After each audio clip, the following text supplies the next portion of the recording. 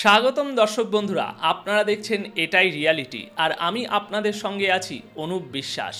এই প্রতিবেদনে আপনাদের সাথে তিনটি গুরুত্বপূর্ণ খবর নিয়ে আলোচনা করব। প্রথমেই বলবো গাজার যুদ্ধ কিভাবে ইউরোপের আয়রন ডোম প্ল্যানকে একেবারে ধুলোয় মিশিয়ে দিয়েছে, কিভাবে সেটাই বিস্তারিত জানাবো। দ্বিতীয় খবরটি হলো ইরাকের প্রধানমন্ত্রী শিয়া আল সুদানি আরবের ন্যাটো বাহিনী নিয়ে একটা বড় ঘোষণা করেছেন, যা ইসরায়েলের উদ্বেগ আরও বাড়িয়ে দিয়েছে। এই খবরটিও আপনাদের দেখাবো।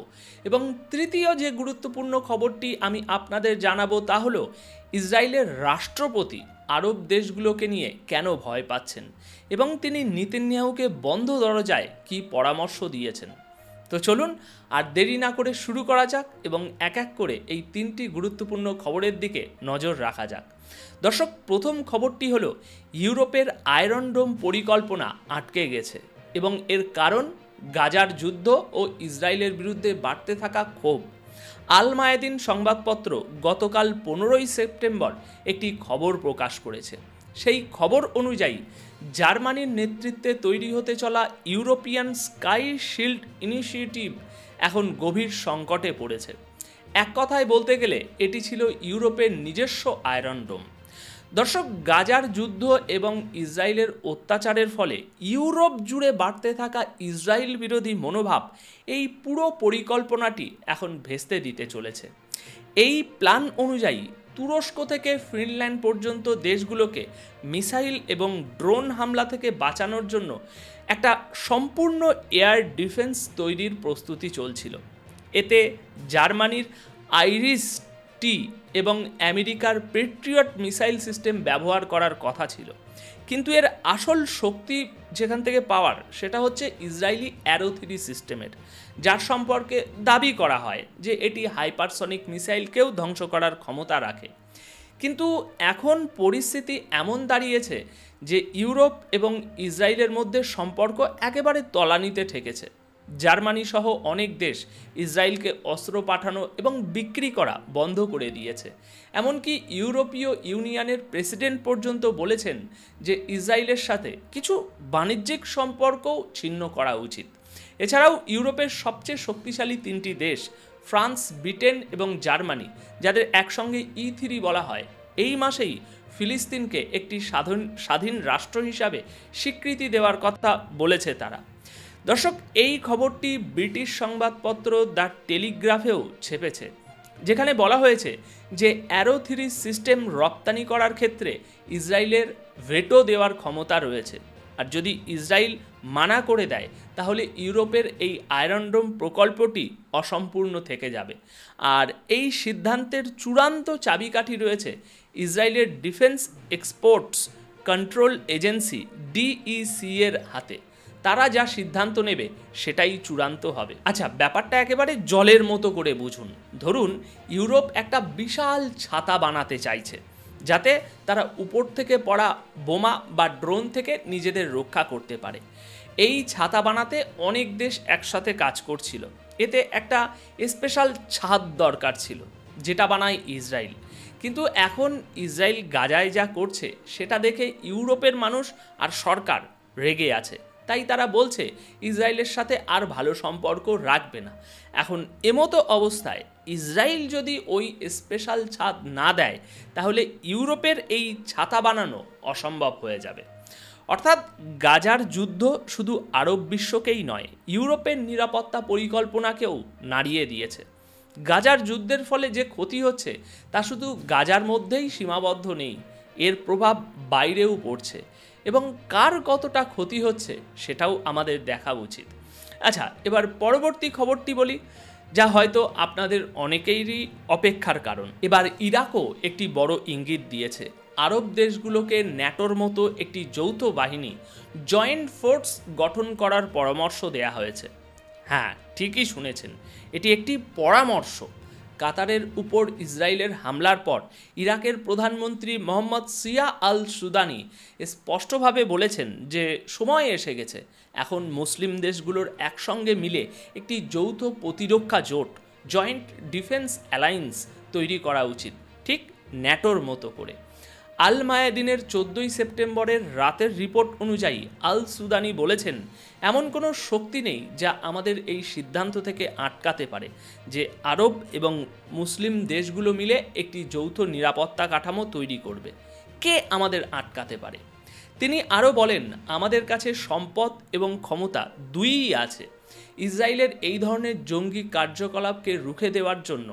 তাহলে আমরা কেন তার ব্যবহার করছি না? তিনি সতর্ক করে দিয়েছেন যে এই হামলা শুধু কাতার পর্যন্তই সীমাবদ্ধ থাকবে না। অর্থাৎ এখন পুরো আরব বিশ্ব বুঝতে পারছে যে ইসরায়েল একটা পাগলা ষাঁড়ের মতো যে কোনো জায়গায় শিং দিয়ে আঘাত করতে পারে। ইরাকের প্রধানমন্ত্রী মোহাম্মদ সিয়া আল সুদানি মুসলিম দেশগুলোকে সরাসরি বার্তা দিয়েছেন যে এখনই সময় একটি রাজনৈতিক, নিরাপত্তা এবং অর্থনৈতিক জোট তৈরি করার। ইরানের মেহের নিউজ এজেন্সি অনুসারে আল সুদানি বলেছেন যে ইসরায়েল কাতারের উপরে হামলা করে আন্তর্জাতিক আইন ও নীতির তোয়াক্কা করেনি। এটা শুধু কাতারের জন্য নয়, বরং পুরো অঞ্চলের নিরাপত্তার জন্য মহা বিপদ বলে তিনি আখ্যা দিয়েছেন। তাই মুসলিম দেশগুলোকে এখন একটি যৌথ নিরাপত্তা বাহিনী গঠন করতে হবে। তিনি বলেছেন, আমাদের হাতে অনেক উপায় আছে যার মাধ্যমে এই আগ্রাসনের মোকাবিলা করা যেতে পারে। অর্থাৎ অনেক পদক্ষেপ নেওয়ার সুযোগ রয়েছে আমাদের কাছে, আমরা আটকাতে পারি। তিনি আরও বলেন, মনে রাখবেন এই হামলা শুধু কাতার পর্যন্তই থেমে থাকবে না, একে একে সবাই নিশানা হবে, আর আগুন লাগলে অনেক ঘর পুড়বে। দর্শক, ইরাকের প্রধানমন্ত্রী আল সুদানি গতকাল 15ই সেপ্টেম্বর দোহায় অনুষ্ঠিত আরব ইসলামিক সাবমিটে ইরাকের প্রতিনিধিত্ব করেছেন। এই সাবমিটে সিরিয়ার অন্তর্বর্তীকালীন প্রেসিডেন্ট আহমেদ আল সারা এবং অন্যান্য আরব নেতারাও অংশ নিয়েছিল। কিন্তু এই সাবমিট কেন হচ্ছে? দর্শক, দোহার উপর ইসরায়েলের হামলার পর সমস্ত আরব এবং ইসলামিক দেশ ইসরায়েলের বিরুদ্ধে একত্রিত হয়ে সিদ্ধান্ত নিতে চাইছে যে তাদের কি করা উচিত। পেছনে যেহেতু আমেরিকা দাঁড়িয়ে আছে, তাই কিভাবে মোকাবিলা করা যায় এবং কি করলে ইসরায়েলকে থামানো যাবে তা নিয়ে আলোচনা হচ্ছে। আলোচনায় খুব গুরুত্বপূর্ণ কিছু বিষয় উঠে এসেছে। মিশরের প্রেসিডেন্ট আবদেল ফাতে আল সিসি এই বাহিনীতে 20,000 সৈন্য দেওয়ার কথা বলেছেন। এরপর আল সুদানির এই বক্তব্য, এবং আপনি যদি দেখেন সংযুক্ত আরব আমিরাতের বক্তব্য আর কাতারের নিজের বক্তব্যও এটাই যে আমাদের একটি যৌথ প্রতিক্রিয়া, জয়েন্ট রেসপন্স দিতে হবে। আর যখনই এই আপনার সম্মিলিত প্রতিক্রিয়া বা জয়েন্ট রেসপন্সের কথা উঠে আসে বা বলা হয়, তার মানে হলো হয় একসঙ্গে কোনো নিষেধাজ্ঞা জারি করা অথবা একসঙ্গে সেনা নামানো। এই ধরনের কথাই এখন চলছে। এখন দেখা যাক আজ বেলা বাড়লে এই সাবমিট থেকে কি নতুন খবর আসে। আমরা আপনাদের অবশ্যই সমস্ত ডিটেল জানাবো। দেখুন, আরব দেশগুলোকে নিয়ে একটি নতুন সামরিক জোট, যাকে আরব ন্যাটো বলা হচ্ছে, তা গঠনের আলোচনা আবার জোরদার হয়েছে। কিন্তু প্রথমেই বুঝতে হবে কেন হঠাৎ করে এই আরব ন্যাটো গঠনের প্রয়োজনীয়তা দেখা দিল। দেখুন, ওয়াল স্ট্রিট জার্নালের একটি রিপোর্ট অনুযায়ী ইসরায়েল কাতারের রাজধানী দোহায় লং রেঞ্জ মিসাইল হামলা চালিয়েছে। আর সবচেয়ে চাঞ্চল্যকর বিষয় হলো এই মিসাইলগুলো সৌদি আরবের আকাশসীমা ব্যবহার করে দোহায় পৌঁছেছে। সৌদি আরব প্রথমে এই বিষয়টি জানতে পারেনি, আর যখন জানতে পারে ততক্ষণে হামলা হয়ে গেছে। জানা গেছে এই আক্রমণে 8টি F-15 এবং 4টি F-35 যুদ্ধবিমান অংশ নিয়েছিল। তাহলে এখন ভাবুন, যে মিসাইল আজ সৌদি আরবের আকাশসীমা ব্যবহার করে কাতারে হামলা করতে পারে, সেই একই মিসাইল ভবিষ্যতে তো সৌদি আরব বা মিশরের উপরেও হামলা চালাতে পারে, তাই না ভাই? আর এই আশঙ্কা থেকেই আরব দেশগুলো এখন বুঝতে পারছে যে ইসরায়েলকে নিয়ন্ত্রণে রাখাটা কতটা জরুরি, আর এর জন্যই একটি যৌথ সামরিক জোটের প্রয়োজনীয়তা দেখা দিয়েছে। যদি এমন একটি জোট গঠন করা যায়, তাহলে কোনো একটি আরব বা ইসলামিক দেশের উপরে হামলা হলে পুরো জোট একসাথে তার জবাব দিতে বাধ্য থাকবে। আর তেমনটা হলে ইসরায়েলের পক্ষে এই ধরনের আগ্রাসন চালানো একটু কঠিন হয়ে পড়বে। আর এই ঘটনার পর মার্কিন পররাষ্ট্রমন্ত্রী মার্কো রুবিও ইসরায়েল সফরে যান, গতকালই আমি জানিয়েছি। আর সেখানে গিয়ে আবারও তিনি তেল আবিবের পাশে দাঁড়ানোর বার্তা দিয়েছেন। উপসাগরীয় অঞ্চলের বিশেষজ্ঞরা বলছেন আমেরিকার এই দ্বিচারিতা তাদের নিরাপত্তা গ্যারান্টির উপর আরব দেশগুলোর বিশ্বাসকে আরও দুর্বল করে দিয়েছে। এখন আরব দেশগুলো আমেরিকাকে আরও সন্দেহের চোখে দেখছে। অনেকেই মনে করছেন যে মধ্যপ্রাচ্যে আমেরিকার যে সামরিক ঘাঁটিগুলো রয়েছে সেগুলো আসলে আরব দেশগুলোর সুরক্ষার জন্য নয়, বরং তাদের উপরে চাপ সৃষ্টি করে নিজেদের নিয়ন্ত্রণ বজায় রাখার জন্য তৈরি করে রাখা হয়েছে। এই ঘাঁটিগুলো মূলত ইসরায়েলের সুরক্ষার জন্যই কাজ করে।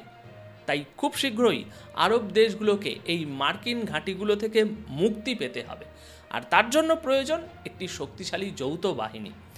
ইসরায়েলের সাম্প্রতিক এই আগ্রাসন সেই আরব ন্যাটো গঠনের সুযোগকে আরও এগিয়ে দিয়েছে, জানিয়ে প্রায় 1 দশক আগেও আলোচনা হয়েছিল।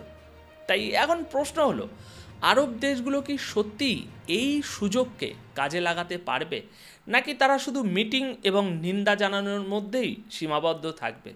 তারা কি শুধু আলোচনার টেবিলে বসে থাকবে, নাকি ইসরায়েলের আগ্রাসনের কথা মাথায় রেখে একটি শক্তিশালী সামরিক জোট গঠন করবে? দর্শক, এই প্রশ্নের উত্তর পেতে আমাদের হয়তো আরও কিছুটা সময় অপেক্ষা করতে হবে। এই সম্মেলনেই হয়তো আরব ন্যাটো গঠনের ভবিষ্যৎ নির্ধারিত হবে। এখন দেখা যাক শেষ পর্যন্ত কি হয়। দর্শক, এবার খবর ইসরায়েলের দিক থেকে। ইসরায়েলের রাষ্ট্রপতি আরব জোটকে দেখে ভয় পেয়েছেন। আরব দেশগুলো একে অপরের কাছাকাছি আসায় তিনি আতঙ্কিত। তিনি বলছেন সম্পর্কের সেতুটা ভেঙে ফেলবেন না, সম্পর্ক শেষ করে দেবেন না।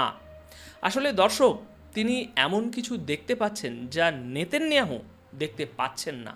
কাতারের উপর ইসরায়েলি হামলা এবং তারপর দোহায় আরব নেতাদের বৈঠক ইসরায়েলের রাষ্ট্রপতি আইজাক হারজোগের ঘুম কেড়ে নিয়েছে। এখন হারজোগ সরাসরি নেতানিয়াহু সরকারকে বলছেন, আরব দেশগুলোর সাথে নিজেদের সম্পর্ক শেষ করে দিও না, না হলে এই সেতুটা ভেঙে যাবে, তখন আর কোনো পথ খোলা থাকবে না। দর্শক, দ্য টাইমস অফ ইসরায়েলের রিপোর্ট অনুযায়ী হারজোগ একটি অনুষ্ঠানে বলেছেন, আমাদের অনেক আরব দেশের সাথে গুরুত্বপূর্ণ এবং গভীর সম্পর্ক রয়েছে, অর্থনীতি থেকে শুরু করে রাজনীতি পর্যন্ত। অর্থাৎ এটা পরিষ্কার যে ইসরায়েলের রাষ্ট্রপতি এমন কিছু দেখতে পাচ্ছেন যা সেখানকার প্রধানমন্ত্রী নেতানিয়াহু তার জেদ এবং অহংকারের কারণে দেখতে পাচ্ছেন না। তিনি বুঝতে পারছেন না যে ক্ষতিটা তাদেরই বেশি হচ্ছে। হারজোগ স্পষ্টভাবে বলেছেন, আমাদের এই সম্পর্কগুলো ছাড়া উচিত নয়, আমাদের সেতুগুলো জ্বালিয়ে দেওয়া উচিত নয়। তাহলে আমরা কার সাথে সম্পর্ক রাখব? শুধু আমেরিকার সাথে? আমাদের কূটনীতি এবং আলোচনার মাধ্যমে এগিয়ে যাওয়া উচিত। আর দর্শক, এই কথাগুলো হারজোগ এমন একটা সময়ে বলেছেন যখন পুরো আরব বিশ্ব ক্ষোভে ফেটে পড়ছে এবং ইসরায়েল তার নিজের তৈরি করা পরিস্থিতিতে একেবারে একঘরে হয়ে যাচ্ছে। দর্শক, 3টি বড় খবর 3টি বড় সংবাদপত্রের মাধ্যমে আপনাদের সামনে সহজভাবে তুলে ধরলাম। আশা করি আমার এই প্রচেষ্টা এবং নিরপেক্ষতা আপনাদের ভালো লেগেছে। তাই পারলে ভিডিওটি একটি লাইক দেবেন, কমেন্ট বক্সে আপনার মূল্যবান মতামত জানিয়ে যাবেন। ধন্যবাদ আপনাদের সকলকে।